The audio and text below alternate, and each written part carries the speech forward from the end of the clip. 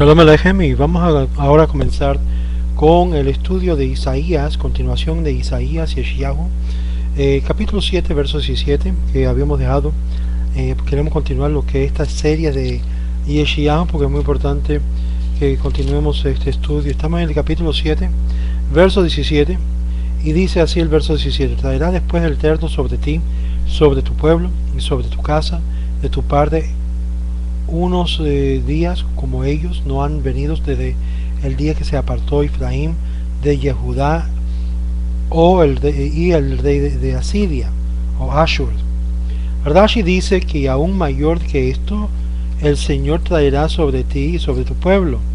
Rashi dice sobre Ezequías su hijo, quien reinará después de ti, pero sino que Ezequías era justo, el profeta no lo llamó su hijo. Ibn Ezra comenta que cuando Samaria y Damascus son exiliados, Sennacherib atacaría a Yehudá, y él sigue su interpretación del verso previo, como refiriéndose al exilio de los 10 tribus. Rabino Kimshi, David Kimshi, dice, sin embargo, explica que en la siguiente manera, aunque lo explica que no tienes que temer a los dos reyes que hasta ahora te han amenazado, Dios te traerá más tarde sobre ti. Una de las dos no han venido, siendo que el día que él reinó de las casas de David fue dividido, Efraín se dio de Yehudá. ¿Y qué son de los días? Los días del ejército del rey Asiria, y aún entonces literalmente envuelve él un milagro será hecho por Yehudá. Así hallamos en Segunda de Crónicas capítulo 28 verso 20 que él vino sobre Ahaz primero, como está escrito, y Telgat Pilneser vino sobre él y afligió, pero no se fortalecieron, y en los días de Ezequías su hijo el milagro fue hecho, dice Rashi, citando Segunda de Crónicas 28:20. Por lo tanto vemos que la protección sobre el rey Ezequías fue el cumplimiento. El profeta está predicando que en los días de aflicción y tribulación que viene sobre Yehudá, como la cual no habría ocurrido desde en los días de las tribus, en los días de Jeroboam, hijo de Nebat, de Efraín, el perturbado de esta aflicción será el rey de Asiria, quien te atacará, Ahaz, como se relató en Crónicas, y vuestro pueblo, la casa de vuestros padres, refiriéndose a Ezequías de una forma eufemísticamente, siendo que él era justo. Verso 18: sucederá en aquel día que silbará el Eterno a las moscas que están en el extremo de los ríos de Egipto, y a las abejas que está en la tierra de Ashur. Señalará a aquellos que rugen, a que dé de vuelo el ejército numeroso como moscas que vendrán sobre Egipto con Sennacherib, dice Rashi. En los extremos de los ríos, los canales de Egipto, siendo que todo Egipto es hecho de canales para que la lluvia no caiga allí, pero el Nilo se levanta y da su agua al llegar en los diferentes canales, y a la abeja es un ejército de héroes que sus picadas es como la abeja. Alternativamente es la alusión de la rapidez con la cual estos ejércitos se movilizarán, así como las moscas y las abejas que toman vuelo. Esto según Kimshi, Rabino Kimshi. Ahora, cuando el rey de Asiria retorna de Egipto, él marcha sobre Yehudá acompañado por un ejército de egipcios, así como la mosca es más débil que la abeja. Los egipcios eran más débiles que los de Asiria. Esto según el Malbim. Verso 19, el capítulo 7 de Isaías: y vendrán y acompañarán todos los valles desiertos, en las grietas, en las rocas y en todas las abrojas, en todas las matas, en los valles desiertos, Najalé, valles o campos vacíos, sin ninguna vida o vegetal, en las grietas de la roca, para ataques secretos repentinos, Nikkekai es sinónimo con Nikrod, Hatzur. En todos los abrojos, en lugares de espino llamados broces. Similarmente en Isaías capítulo 55 verso 13, en vez de Hanaa Hatzutz, árboles de pino o abeto saldrá. En todas las matas, Uv Behov Hanahalim, literalmente casas de alabanzas. Así lo interpreta Rashi, Rabino Kimshi y el Targum Yonatán, porque la palabra origina de la raíz hebrea de alabar. Ordos interpreta como una especie de árboles pequeños, siendo que las abejas descansan sobre sus flores y el floreco describe ellas como habitando en un valle desierto y en las grietas de las piedras a donde se hallan estas flores. Esto es simbólico de las ciudades en el valle y las ciudades fortificadas en el valle y en la fortificación, la cual los asirios habían atacado. Y las abrojas son zarzas espinosas. Esto simboliza el pueblo no alrededor de muros, está totalmente abierto a ataque. Esto simboliza el ejército invadiendo, que cubriría por toda la tierra, ambos en lugares habitados como en lugares no habitados, dice Ibn Ezra, verso 20. En aquel día rasurará el Señor con navaja a la alquilada a los vencidos y a ambas orillas del río, en el rey de Ashur, en las cabezas, al pelo de los pies y también a la barba exterminará. En aquel día, esto alude al día que la plaga pegó al campo de los asirios, cuando subieron a Jerusalén después de haber conquistado toda Yehudá, y un ángel de Dios salió y mató el campamento entero de Asiria. Vea Segunda de Reyes 19:35. Esto lo menciona Ibn Ezra. Esto daba espanto. Se dice, según el Midrash, que todo el cuerpo de los ejércitos asirios era quemado internamente hacia afuera. Es decir, solamente era un carbón, el cuerpo era un carbón, como si hubiese sido consumado por un sacrificio. Rasurará el Señor con navaja, con gran navaja. Aquí la palabra hebrea es haskirá, compara con Jeremías 42 verso 21. También sus oficiales, sekireja, en sus medios, la cual Targum Yonatán rinde sus grandes. Esto según Rashi. Ahora, Ordos rinde la expresión que aquilararon navaja, etcétera, con navaja afilada, la cual el dueño recibe de empleado. Si no fuera por el filo extremado, nadie lo aquilará. Targum Yonatán también parafrasea de la misma forma. En aquel tiempo el Señor matará con una espada aguda o afilada. Ibn Ezra y el rabino Kimshi también dicen lo mismo. De ambas orillas del río o de la otra lado del río, de aquellos que habitan en el lado del río y aquellos habitantes. El rey de Asiria, la cabeza, él rasurará y el pelo de sus piernas, siendo que en su estado construido está vocalizado con un patak, lo que es sha'ar en vez de shi'ar. Algunos teorizan, y así Rashi lo interpreta, el pelo de los pies y también a la barba exterminará. Será destruido, rasurará, es la matanza, la navaja, es a la espada. La cabeza, el pelo de la cabeza será removido. Esto simboliza el rey. Esto según Rashi, el rabino Kimshi y Targum Yonatán en su comentario. Los pies o piernas del pelo o el pelo púbico, dice Kimshi.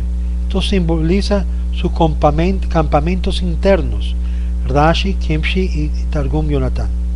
La barba que se hace referencia, esto simboliza a los gobernados o los gobernantes, dice Rashi, Kimshi y también Targum Yonatán. Ordos sin embargo interpretan esto que es simbólico de la cabeza, de los generales de los ejércitos.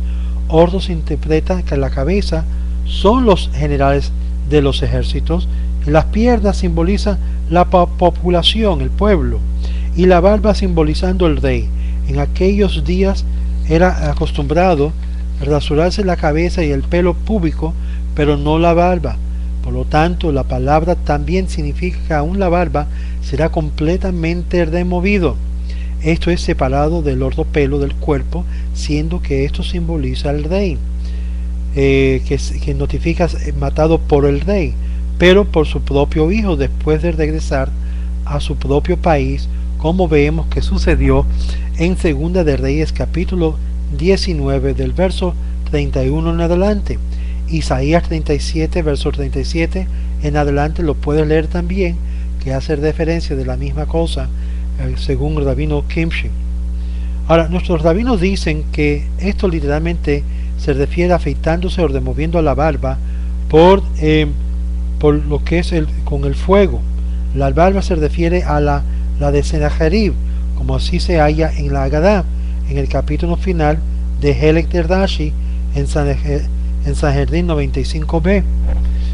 Vamos a ver ahora el verso 21 de Isaías 7. Sucederá en aquel día que vivirá un hombre con solo una ternera y 2 ovejas.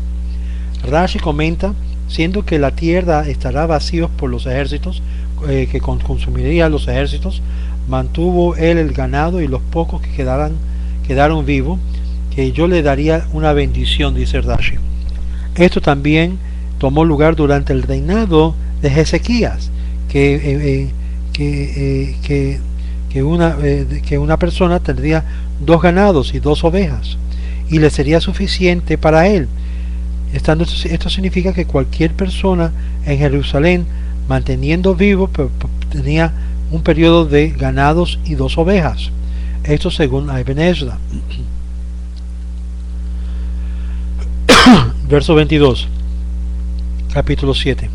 Sucederá de que tanto producción de leche comerá mantequilla, porque mantequilla y miel comerá todo el que queda en el interior de la tierra. Aquí la leche que estos 2 ovejas producirán, ellos despreciarán la leche y comerán la crema, la cual es la gordura de la leche, dice Rashi. Estos comerán la leche y descartarán lo que es la parte más gruesa, el buey.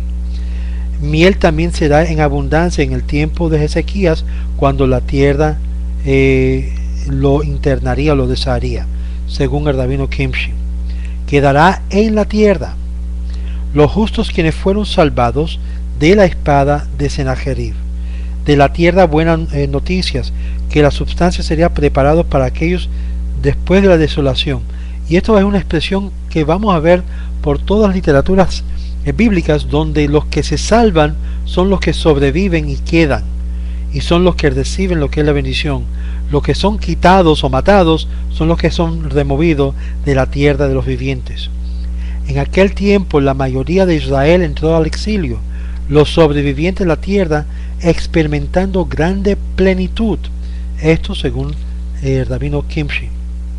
Verso 23.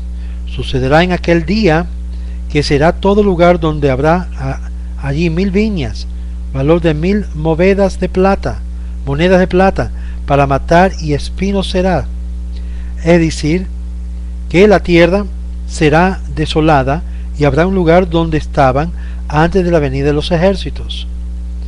1000 viñas, valorizadas a 1000 piezas de plata, y será para los gusanos y espinas, porque sus dueños lo abandonarán y huirán de ahí, y crecieron sobre ellas las viñas y espinos y gusanos y escorpios, como tierra que fue abandonada y dejada a las especies naturales. El rabino Kimchi explica que este verso es lo al revés de lo que significa, entendiendo que todo lugar neglecto y abandonado para los gusanos y espinas ahora es por causa de la guerra, pero será cultivado para que a donde había 1000 viñas será el valor de 1000 piezas de plata. La fruta será bendecido de tal manera. Verso 24. Con flechas y arcos se entrará allí, porque matas y espinos habrá en toda la tierra. Todo el mundo desean entrar adentro, pero se va de querer flechas y arcos en sus manos para salvarse a sí mismo de las bestias silvestres, las serpientes y los escorpiones, dice Rashi. Ibn Ezra dice y añada ladrones a la lista porque también se esconderán debajo de las matas para robar. Rabino Kimchi, manteniendo la misma explicación del verso previo, lo explica en el tenso presente, que todos esos lugares que estaba fértil después de la caída de los atacantes no podrán entrar al presente excepto siendo armados con flecha y arco, parecido a lo que sucedió cuando hubo una gran inmigración a la tierra de Israel después de haber sido exiliado por miles de años, recién después de la Segunda Guerra Mundial. Verso 25. En todos los montes que con la azada y con los labrados no estará allí el temor de las matas y espinos, y será para enviar allí los toros para que pisen las ovejas. Todos los montes a donde están los campos de trigo, útil para el grano, dice Rashi. Las alzadas son labrados, es un tipo de instrumento para excavar, en francés es antigua llanada o fosor, dice Rashi, el temor de las matas o espinos, porque en ella se involucra sembrar granos para comida, porque es imposible sin ella, pero las viñas serán neglectas o negligidas, porque en la generación de Ezequías retornará a mí involucrándose en la Torá y no tomará vino como es conocido en el capítulo, en lo que es en el Helek de Sanhedrin 94b. Ellos buscarán de Dan a Beersheba y no hallarán ningún hombre que no era buen versado en las leyes de prohibiciones y permitido y de profanaciones rituales y pureza. Concerniente a esta generación, la Escritura dice: y verdad y sucederá que cada lugar, esto que está declarado está en Proverbios 25, y que los hombres de Ezequías, rey de Judá, fortalecieron la fe. Es decir, que esto es una de las cosas que veremos con lo que es el Mashiach, que el Mashiach fortalecerá la fe de los judíos y no lo opuesto, para enviar allí los toros para que pisean las ovejas. Allí los ganados pastorearán, dice Rashi. Ahora, Ibn Ezra explica que todo aquellos montañas sobre la cual los viñeros eran una vez vestidos cuidarán sanamente, serán vestidos de nuevo. Después de la derrota de los atacantes, la bendición será tan grande que sus ganados y sus ovejas no perderán ningún fruto. Finalmente, el rabino Kimchi explica esto similarmente, añadiendo que estas montañas eran habitadas, la cual fueron vestidos y cuidados antes de la invasión, pero ahora son desoladas. En la generación de Ezequías, ellas de nuevo prosperarán. Y es lo que vimos y vemos durante lo que es la época de Ezequías.